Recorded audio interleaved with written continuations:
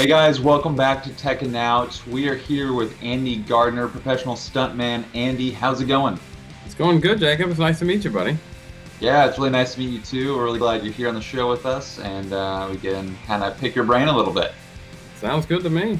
So, Andy, we've all heard of stunt drivers. How are they different than the term daredevil? Are they the same thing, stunt driver, daredevil? No, absolutely not. As far as the safety side of things goes, those guys are pretty well set up for safety. But as far as this daredevil, the difference between, I'd say, a stunt driver and a daredevil would be a daredevil is going to see a hole in the ground and decide, okay, hey, just for fun, let me see if I can make it over that or not, with no calculations at all. With a stunt driver, everything is planned days on end as far as safety with the car. Is the car outfitted correctly? Do you have enough space? Everything's measured, even right down to the mile per hour. What is the craziest thing that you have ever done while stunt driving? I really enjoy the two-wheel driving, to be honest with you. It's the hardest thing that you can do with a vehicle. It's extremely challenging to balance, 3,000 to 5,000 pounds on about that much of rubber tire. That really brings out the accuracy and the precision for me, and that's probably the most difficult thing you can do. So what does it look like on set for a professional stunt driver? Do you just make your own rules? Do you just start driving? Is it all for some production coordinator or director? How do you start functioning on set? The point of view from a stunt driver's perspective, when you're in the car, it's a lot of sitting in the car, a lot of heat, a lot of waiting for them to call action. The adrenaline's there, you're ready to go, you're just ready to go, and then when they call that action shot, it's just like you get tunnel vision. What role does actual professional stunt driving play in today's film industry? That's a very good question, because CG has kicked in a lot when it comes to certain films. The stunt drivers, again, as you know, don't get enough credit for what they do. And a lot of times they'll come in for budget reasons probably and bring in CGI.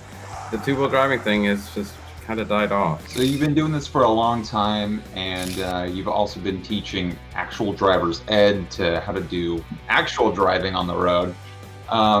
And now you say you started your own driver school. How's that been going? Unbelievably awesome.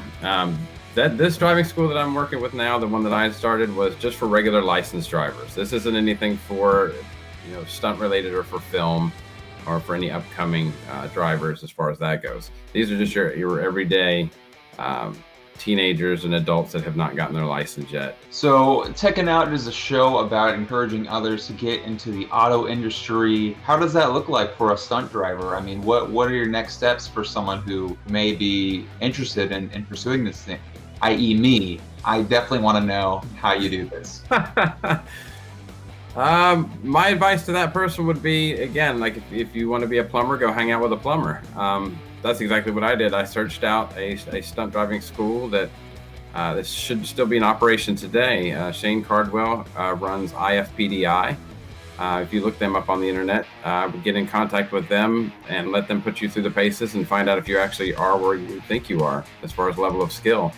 Always test yourself first prior to in a closed, safely coordinated environment prior to doing anything like that. But my advice would be go after it. I mean, life is what you make it, and I'm living proof that if you want something bad enough and you can will yourself into whatever you want to do.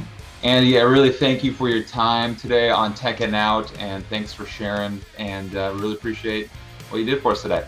Absolutely, it was good meeting you, Jacob. I enjoyed it, my friend, and anytime you're in my area, come on by, buddy, and I'll find a ramp for you. Oh yeah, I'd love that. Let's do it. I'm totally down.